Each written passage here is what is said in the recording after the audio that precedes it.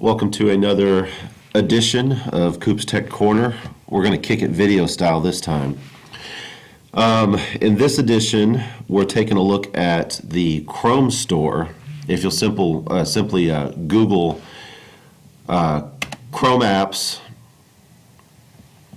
it'll bring you to this or one of the first entries in your search will be the Chrome Web Store, and you'll want to go down and click on Education. And every time you click on any of these apps and save them, it puts them into this nice, neat little menu so that you can easily access the stuff. Now, obviously, it's Chrome Store, which means you're going to be using the Chrome browser. A couple of the apps that I've come across that are pretty impressive, and most of these, by the way, since they are through the Chrome Store, when you save them, many of them save to your Google Drive. So just, giving you a heads up on that. Tiki Talkie. Ms. Saunders and the U.S. history classes know about this one. It's a timeline creator. Little involved when you're uploading images and videos, but I think the final effect, if you go to the 3D version, check that out. You're actually moving through time in your timeline. That's nice. There we go, a bunch of lines. Definitely engaging, looks nicer than, let's say, Time Toaster and other online resources that are available as far as timelines are concerned. And there's a nice little button over here to the left. You can toggle between 2D and 3D. Obviously, the 3D is the cool thing, but this is free. Your kid can sign up for it, and just like everything else that deals with technology, once you figure out the layout, it gets much easier to navigate. The next one, PictoChart. Infographics are pretty hot. Great way to display information in a classroom by putting it into a nice little visual display. And the main thing your students are going to want to do before they actually start their infograph is just make sure that they collect their information and know how they're going to make the infograph flow from one section to the next. That's always important with these charts. Here's another Chrome app you can download, Idea Mapper. Simply click on the central idea, and obviously you can relabel it, and you just start pulling them out, baby. Check that out. Look at how many ideas I have. That's awesome. So anytime your kids are doing anything from pre-writing to brainstorming for a project, this would be a nice little app that they can use. TeacherTube is an educational YouTube alternative. Sign up for an account. Grab all of your videos from YouTube, upload them to here, and there you go. No more blocking by the filter. Having a social studies background and also being a man, I am absolutely thrilled by this app. Who doesn't want to see the world in 35 BC and compare it to the world in 2005?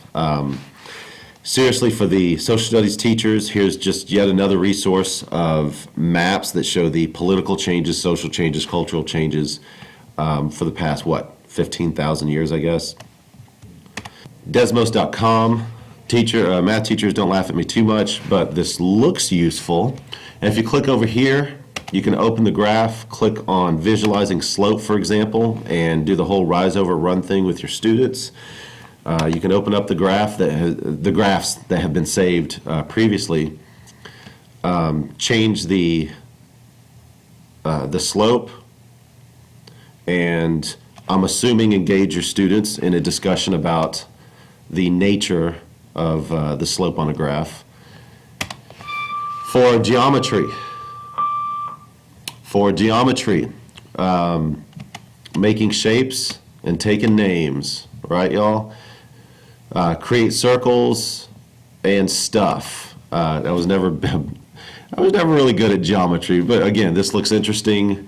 Math teachers, go ahead and laugh at me and send me an email as a department so I don't have to read all 30 of them. Video notes.